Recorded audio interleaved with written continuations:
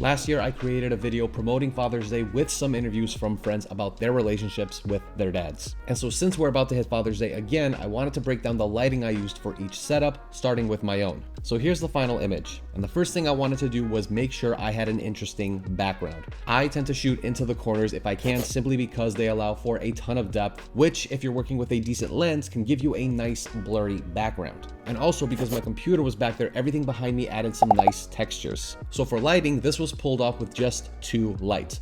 My key light was the SL200 by Godox, and it had a 70cm dome just placed off to the side, which gave me some nice loop lighting. And then my backlight was the SZ150, which was set to a warmer tone, which gave me some nice separation from the background. For these next 2 shots, I had a similar setup, but one of the biggest changes was that I was working with tungsten lighting. And so I wanted to start building off the chandelier behind my friend's head. It was already lighting up the background, so this setup ended up being just 2 lights as well. The key light was my SZ150 again, and it was set to tungsten to match the chandelier. And then for my hair light, I ended up using this little guy, which is the ML30. It's only daylight balanced, so since everything was balanced for tungsten, it ended up looking a bit more blue, which I ended up liking actually. For this next setup, we filmed next to a window, and so I was going to use that as my fill light. In hindsight, that was a risky move only because the light could have changed throughout the shoot, breaking continuity, but thankfully, it ended up being consistent. I set my key light opposite of the window and then my hair light above him and slightly behind. You can see here what each light is doing. But for this setup, the background needed a little extra love, and so I did 2 things to help it stand out.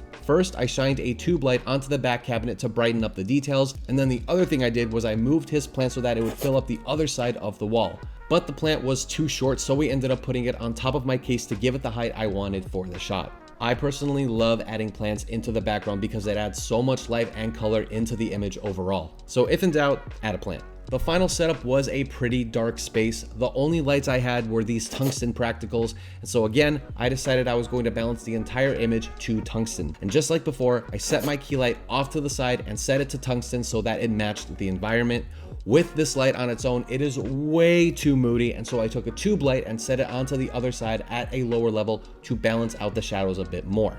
And then finally, like the other shots, I positioned my hair light above my subject's head and slightly behind them, knowing that it was going to be a bluer color since it was a daylight source balanced to a tungsten color. Since I had 3 more tube lights, I was able to place them in the background in order to bring more life into the shot. So now it looks like he's in a room rather than a talking head with nothing behind them.